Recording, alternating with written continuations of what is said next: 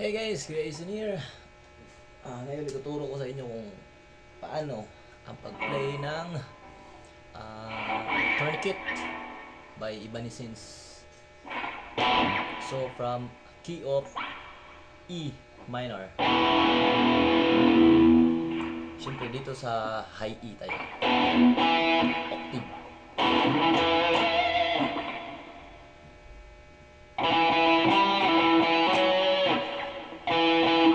From E to F, then E, then F sharp. Yan.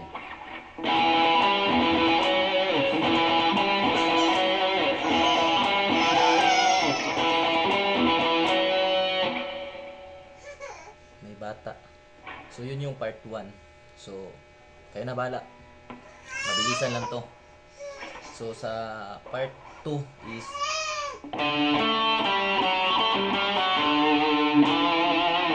so dito yun siya sa D, sa 5th fret, 5th string.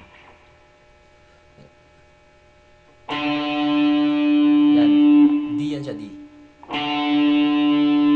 Then 7th fret, 4th string, A. Then G, then F sharp,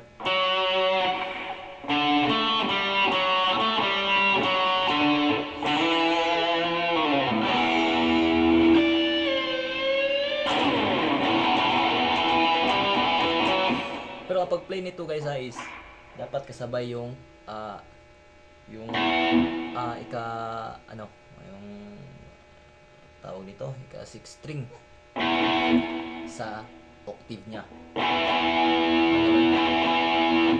Hindi ganito